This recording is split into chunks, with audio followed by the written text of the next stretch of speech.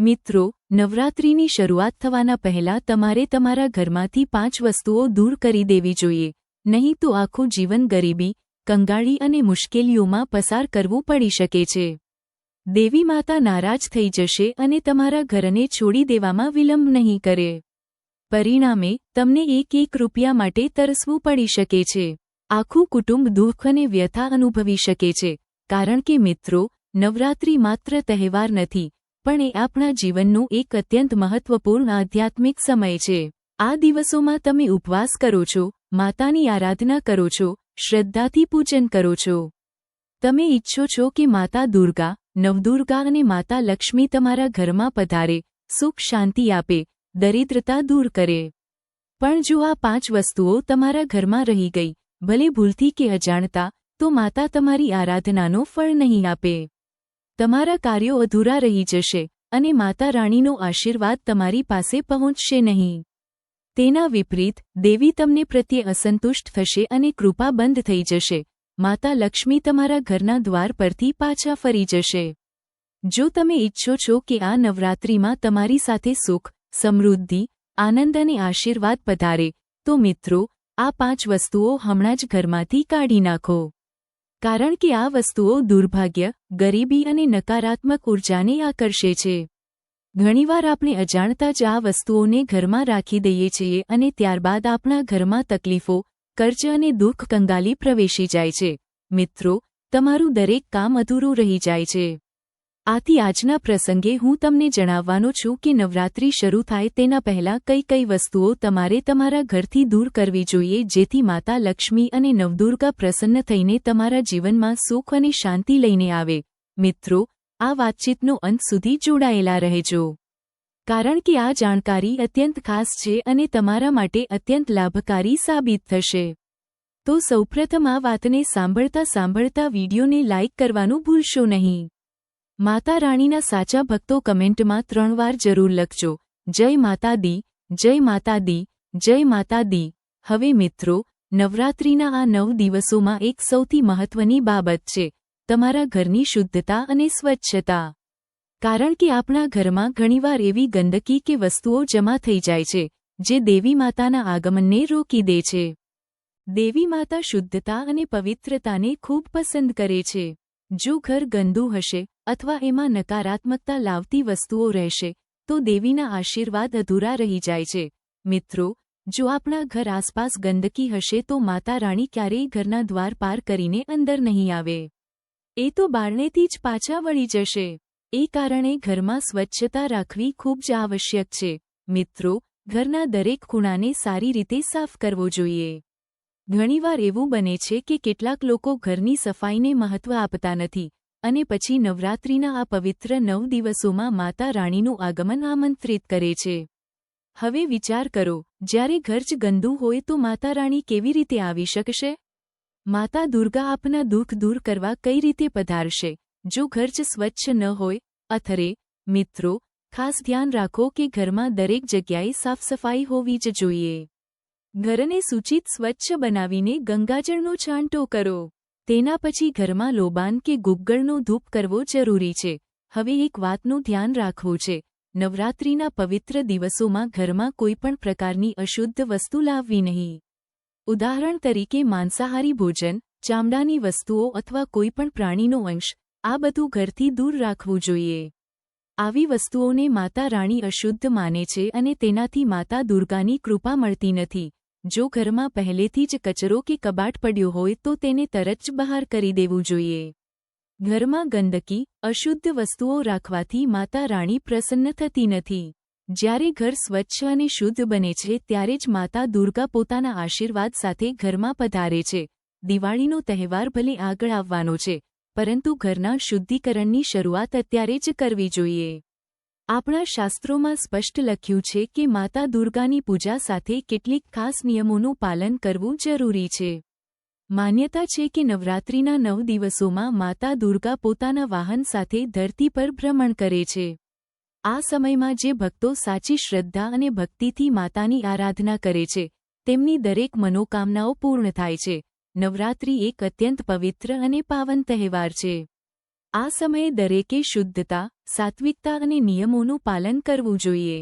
મિત્રો, નવરાત્રિ શરૂ થાય તે પહેલાં અથવા પછી તમે આ વિડિયો જ્યારે પણ જુઓ, એ દિવસે ઘરની સારી રીતે સફાઈ કરો.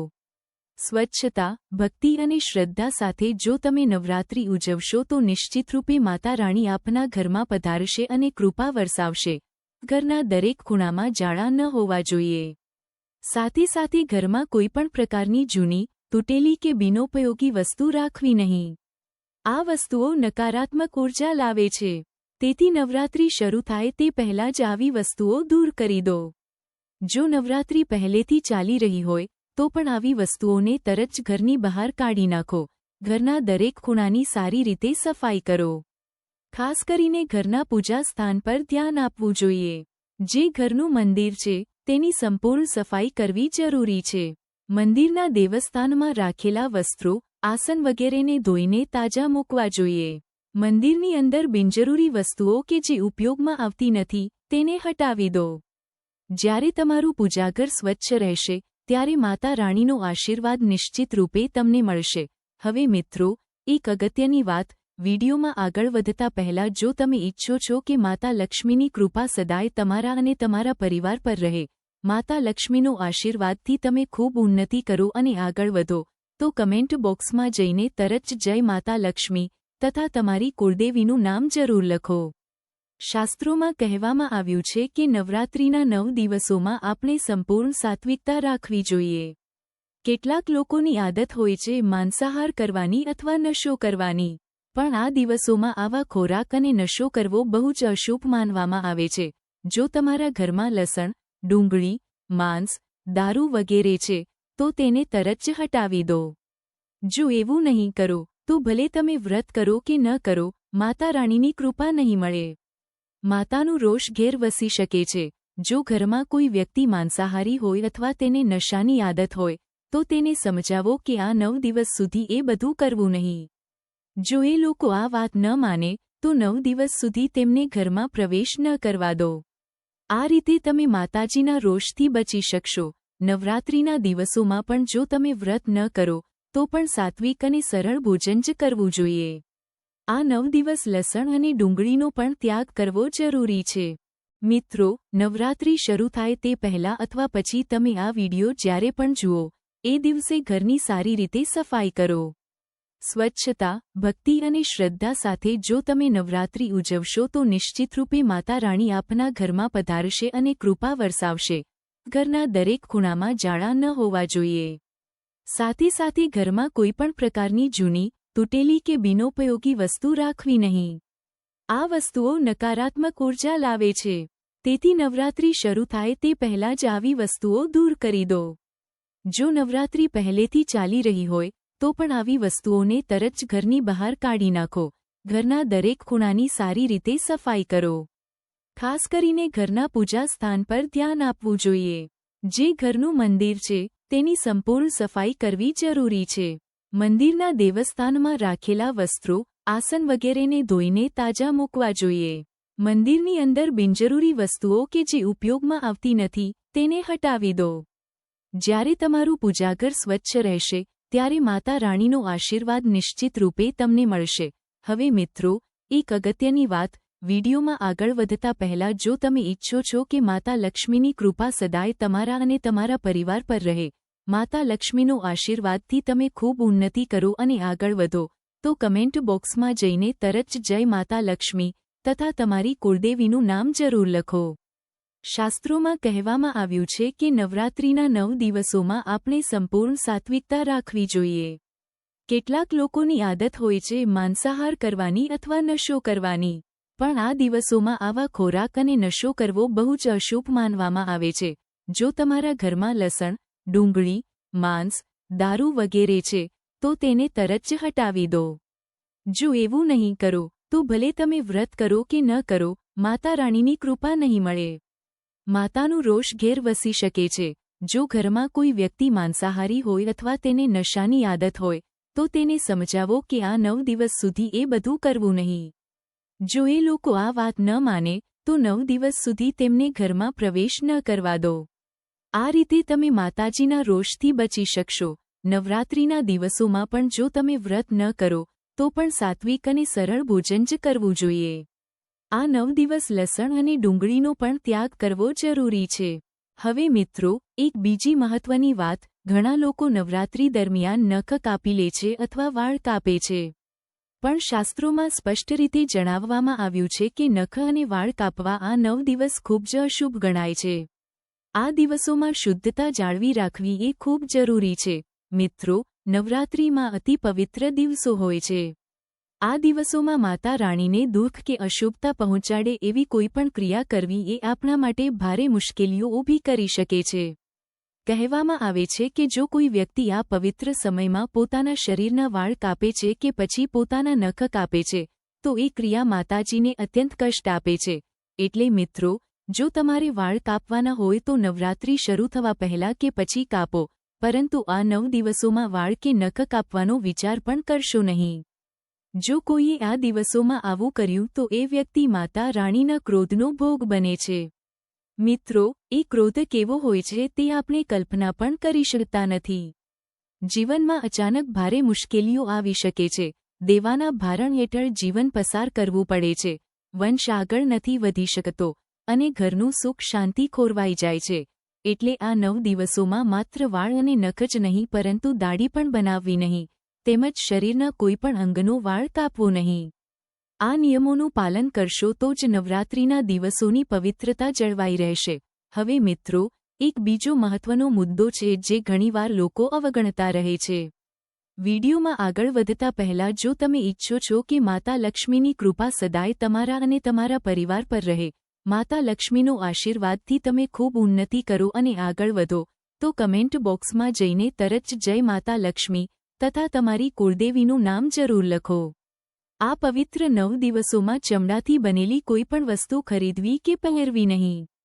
ઘણીવાર લોકો નવું પર્સ, બેલ્ટ કે ચપ્પલ ખરીદી લે છે. પણ યાદ રાખો, ચમડું એટલે જાનવરનું ચામડું. આ પવિત્ર સમયમાં એવી વસ્તુઓનો ઉપયોગ કરવો કે ઘરમાં લાવવો એ નહિવત મનાય છે. જો કોઈ વારંવાર નવરાત્રિના દિવસોમાં ચમડાની વસ્તુઓનો ઉપયોગ કરે તો માતાજીનો પ્રકોપ વધી જાય છે. પરિણામે માણસને અનેક મુશ્કેલીઓનો સામનો કરવો પડે છે. એવી માન્યતા છે કે આવા લોકો ધીમે ધીમે માનસિક તકલીફોમાં સપડાઈ જાય છે, તેમની બુદ્ધિ ક્ષીણ થવા લાગે છે અને જીવનમાં અસંતુલન ઊભું થાય છે. માતા રાણી એવા વ્યક્તિને જ નહીં, તેના સમગ્ર પરિવારને પણ દુઃખ આપે છે. એટલે મિત્રો, મારી વિનંતી છે કે નવરાત્રિના આ 9 પવિત્ર દિવસોમાં નખ કાપવું નહીં, વાળ કાપવા નહીં, દાઢી કરાવવી નહીં અને ચમડાથી બનેલી કોઈપણ વસ્તુનો ઉપયોગ કે ખરીદી કરવી નહીં. આ સરળ નિયમોનું પાલન કરવાથી જીવનમાં સુખ શાંતિ, સમૃદ્ધિ અને માતા રાણીનો આશીર્વાદ પ્રાપ્ત થશે. આશા છે કે આ વાત તમને સ્પષ્ટ રીતે સમજાઈ ગઈ હશે. મિત્રો, આજે હું તમને એક ખૂબ જ મહત્વપૂર્ણ વાત જણાવવા જઈ રહ્યો છું. આ વખતે આવતી નવરાત્રિ સંપૂર્ણ 9 દિવસ સુધી અખંડિત રીતે ઉજવાશે. હા મિત્રો, આ વખતે અંગ્રેજી તારીખો અને હિન્દુ પંચાંગની તિથિઓ વચ્ચેનો સરસ મેળાપ થતાં કોઈપણ તિથિ ઘટતી નથી. એટલે આ વર્ષે શક્તિની ઉપાસનાના 9 દિવસો સંપૂર્ણ રીતે મનાવવામાં આવશે. મિત્રો, આ 9 દિવસોની નવરાત્રિ માત્ર સામાન્ય નથી, પરંતુ ખૂબ જ વિશેષ છે. કારણ કે આ વખતે 9 દિવસો દરમિયાન 9 અલગ અલગ શુભ સંયોગો બનવાના છે. દરેક દિવસે કંઈક નવું અને આધ્યાત્મિક યોગ સર્જાશે, જેનાથી ભક્તોને માતાજીનો અતિશય આશીર્વાદ પ્રાપ્ત થશે. મિત્રો, તમે બરાબર સાંભળ્યું. આ 9 દિવસોમાં અનેક ચમત્કારિક ફળ આપનારા સંયોગો બનશે. આથી ભક્તોને જીવનમાં સુખ સમૃદ્ધિ, આરોગ્ય અને શાંતિ પ્રાપ્ત થવાની શક્યતા વધશે. વિચારો તો જરા, કેટલું અદ્ભુત છે આ વર્ષની નવરાત્રિ. જો આ અવસરે આપણે સાચા ભાવથી માતાજીની સેવા, પૂજા અને કેટલાક નાના ઉપાય કરીએ તો આપણને અનંત લાભ મળી શકે છે. મિત્રો, 22 સપ્ટેમ્બરથી આ વર્ષની નવરાત્રિ શરૂ થશે. આ વખતે એક મહાન સંયોગ, મહાધન લક્ષ્મી યોગ બની રહ્યો છે. આ યોગનો અર્થ એ છે કે જો ભક્તો સચ્ચા મનથી માતાજીની આરાધના કરે તો તેમના જીવનમાં ધન, સમૃદ્ધિ અને સુખનો પ્રવેશ થાય છે. મિત્રો, હવે એક અગત્યની વાત ખાસ ધ્યાનથી સાંભળશો. વિડીયોમાં આગળ વધતા પહેલા જો તમે ઈચ્છો છો કે માતા લક્ષ્મીની કૃપા સદાય તમારા અને તમારા પરિવાર પર રહે, માતા લક્ષ્મીનો આશીર્વાદથી તમે ખૂબ ઉન્નતિ કરો અને આગળ વધો, તો કમેન્ટ બોક્સમાં જઈને તરત જ જય માતા લક્ષ્મી તથા તમારી કુળદેવીનું નામ જરૂર લખો. નવરાત્રિનો તહેવાર ખાસ કરીને સ્ત્રી શક્તિ માતા દુર્ગાને સમર્પિત છે. તેથી આ 9 દિવસોમાં ખાસ ધ્યાન રાખવું જરૂરી છે કે ઘરમાં કે બહાર કોઈ પણ સ્ત્રીનું અપમાન ન કરવો. ઘણા વખત એવું બને છે કે ઘરમાં વાતચીત કે કામકાજ દરમિયાન અનજાણે પુરુષો સ્ત્રીઓને ઠપકો આપે છે, તિરસ્કાર કરે છે કે નાનું માનીને બોલી જાય છે. પરંતુ નવરાત્રિના આ પવિત્ર દિવસોમાં જો તમે કોઈપણ સ્ત્રીનું અપમાન કરો તો માતા રાણી ખૂબ કુપિત થઈ શકે છે. મિત્રો, એટલે જરૂરી છે કે આ 9 દિવસોમાં તમે ઘરની સ્ત્રીઓ હોય કે પરાઈ સ્ત્રીઓ, કોઈનું પણ અપમાન ન કરો. તેના બદલે તેમની ખુશી, માન સન્માન અને સન્માનિત સ્થાન જાળવવાનો પ્રયત્ન કરો. ઘરમાં તમારી પત્ની હોય, માતા હોય, દાદીમા હોય, બહેન હોય કે તમારી પુત્રી પણ હોય, દરેક સ્ત્રી પ્રત્યે આદરભાવ રાખવો જોઈએ. ખાસ કરીને આ 9 દિવસોમાં પ્રયત્ન કરો કે તમારી ઘરની સ્ત્રીઓ ખુશ રહે, હસતી રહે અને પ્રસન્નતાથી સમય વિતાવે. જો તમે તમારા ઘરની સ્ત્રીઓને આ 9 દિવસોમાં પ્રસન્ન રાખશો તો એનો સીધો અર્થ એ છે કે તમે માતા રાણીને પ્રસન્ન કરી રહ્યા છો. અને જ્યારે માતા પ્રસન્ન થાય છે ત્યારે ઘરમાં સુખ, શાંતિ અને સમૃદ્ધિ આપોઆપ આવે છે. પણ મિત્રો, જો ઘરની સ્ત્રીઓ આ 9 દિવસોમાં દુઃખી રહે કે તેમના મનને ઠેસ પહોંચે તો સમજી જજો કે માતા રાણી પણ દુઃખી થાય છે. આથી તમને પ્રયત્ન કરવો છે કે ઘરની સ્ત્રીઓને કોઈપણ રીતે દુઃખ ન પહોંચાડો, પરંતુ તેમના ચહેરા પર સ્મિત લાવવાનો પ્રયાસ કરો. મિત્રો, નવરાત્રિ માત્ર ઉપવાસ, પૂજા કે ભજન કીર્તન પૂરતી નથી, પણ એ ઘરની સ્ત્રીઓને માન આપવા અને સ્ત્રી શક્તિ પ્રત્યે આદરભાવ વ્યક્ત કરવાની પણ ઉજવણી છે. આશા છે કે આ વાતો તમારા હૃદય સુધી પહોંચી ગઈ હશે અને તમે આ વર્ષની નવરાત્રિને વધુ સાર્થક બનાવવા માટે જરૂરથી આ વાતોનું પાલન કરશો. મિત્રો, હવે આપણે આગળની વાત તરફ વધીએ. ઘણી વખત આપણે સૌ જોયું હશે કે ઘણા લોકોમાં એક આદત હોય છે, તેઓ પોતાના કરતાં મોટા કે ઘરના વડીલોનું અપમાન કરી નાખે છે. પરંતુ ખાસ કરીને નવરાત્રિના પવિત્ર 9 દિવસોમાં આ ભૂલ બિલકુલ ન કરવી જોઈએ. આ દિવસો માતા દુર્ગાની ઉપાસનાના દિવસો છે, અને આ સમયમાં જો ઘરમાંથી કોઈ વડીલનું દિલ દુખે તો માતાજી પ્રસન્ન નથી રહેતી. તમે શક્ય એટલું પ્રયત્ન કરો કે આ 9 દિવસોમાં ઘરના બધા સભ્યો ખાસ કરીને સ્ત્રીઓ હંમેશા ખુશ અને આનંદિત રહે.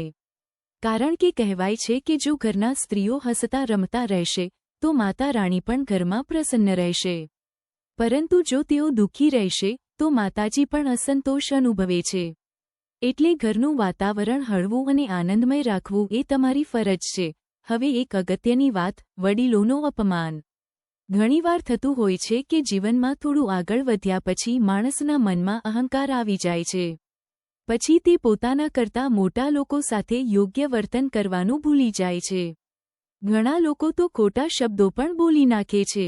પરંતુ મિત્રો, નવરાત્રિના આ 9 દિવસોમાં ખાસ યાદ રાખો, તમે કોઈ પણ વડીલનું અપમાન નહીં કરો. જો તમે આવું કરશો તો માતા રાણી નારાજ થઈ શકે છે અને તેનો પ્રભાવ તમારા જીવનમાં કઠોર રૂપે જોવા મળશે. આગળ વાત કરીએ, નવરાત્રિ દરમિયાન સવારે વહેલા ઉઠવાની. અનેક લોકોની આદત હોય છે કે તેઓ સવારે 9 થી 10 વાગ્યા સુધી સૂતા રહે છે. પરંતુ આ દિવસોમાં આવું બિલકુલ ન કરવું. 6 વાગ્યાથી પહેલાં ઉઠીને સ્નાન કરવું, ઘરને સાફ સુથરું કરવું અને માતાજીની પૂજા માટે તૈયારી કરવી જોઈએ. માન્યતા છે કે આ દિવસોમાં માતા દુર્ગા પોતે ઘરમાં વાસ કરે છે. જો તમે મોડા ઉઠશો, ઘર ગંદુ રહેશે, તો માતાજી ખુશ ન થાય. તેથી સવારે વહેલા ઉઠવું અનિવાર્ય છે. ખાસ કરીને ઘરના સ્ત્રીઓને આ દિવસોમાં મોડું ન ઉઠવું જોઈએ. ઘણી સ્ત્રીઓ 8 થી 9 વાગ્યે કે ક્યારેક તો 11 વાગ્યે પણ ઉઠે છે. પરંતુ નવરાત્રિના આ દિવસોમાં આવું ન કરવું. જો તમે થોડો કષ્ટ સહન કરીને વહેલા ઉઠી જશો તો આખું જીવન સુખ સમૃદ્ધિથી ભરાઈ જશે. હવે એક બીજી વાત, દિવસ દરમિયાન ઊંઘવાની આદત. ઘણા લોકો સવારે કામ કરીને બપોરે ઊંઘી જાય છે, ખાસ કરીને સ્ત્રીઓ. પરંતુ આ 9 દિવસોમાં દિવસ દરમિયાન ઊંઘવું ટાળવું. માન્યતા છે કે આ પવિત્ર દિવસોમાં માતા રાણી પૃથ્વી પર વિહાર કરે છે અને કોઈપણ સમયે તમારા ઘરમાં આવી શકે છે.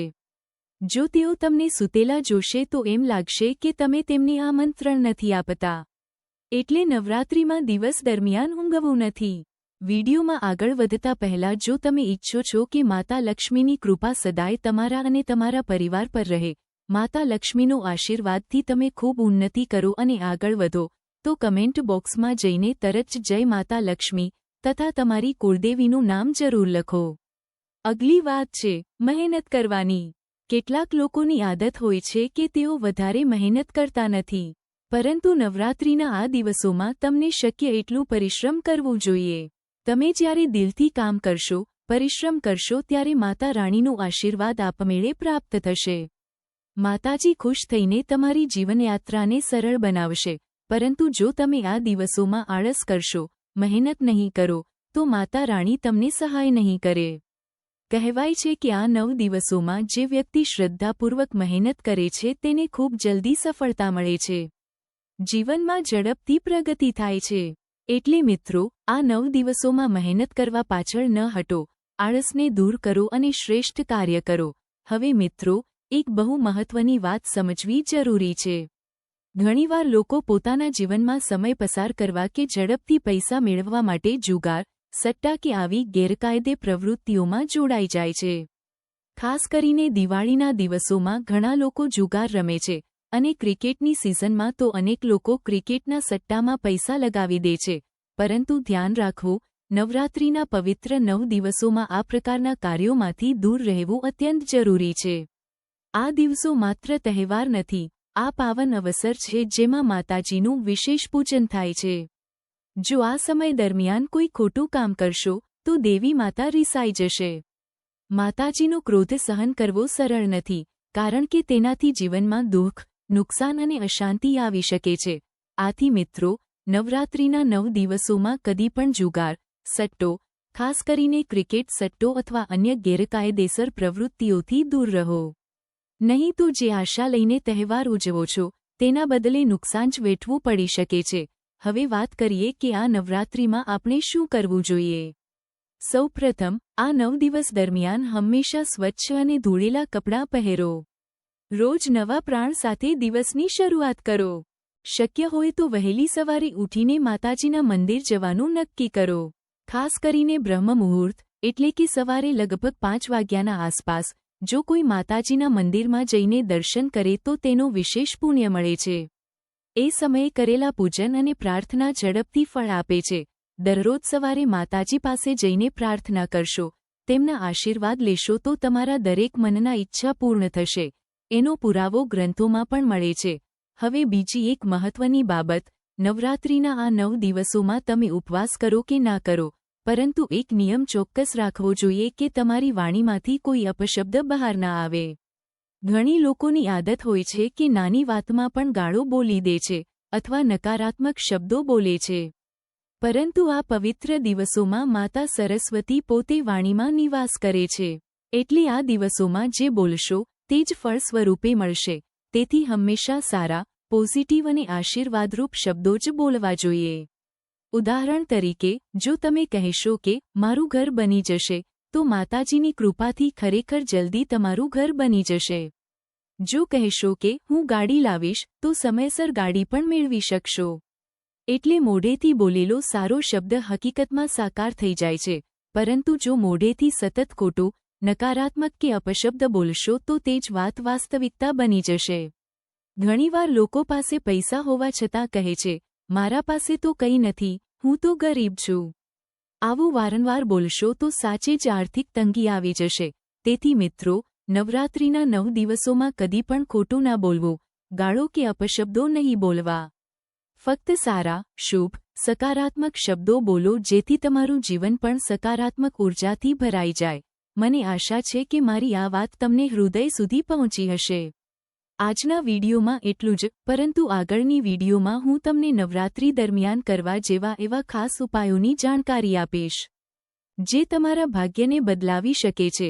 જો તમે તે ઉપાય કરશો તો સમજો કે તમારા જીવનમાં સુખ, શાંતિ, ધન, સંપત્તિ અને સફળતા પોતે જ દોડી આવશે. એટલું જ નહીં, ભાગ્યે જે અટકાવ્યું છે તે પણ દૂર થઈ જશે. મિત્રો, લાખો નહીં પણ કરોડો સુધીની વ્યવસ્થા સહજ બની જશે. આથી વિનંતી છે કે આવનારા વિડીયોને ચોક્કસ જુઓ અને જો હજુ સુધી અમારા ચેનલને સબસ્ક્રાઇબ ન કર્યું હોય તો તરત સબસ્ક્રાઇબ કરો જેથી તમને દરેક મહત્વપૂર્ણ માહિતી સૌપ્રથમ મળી રહે.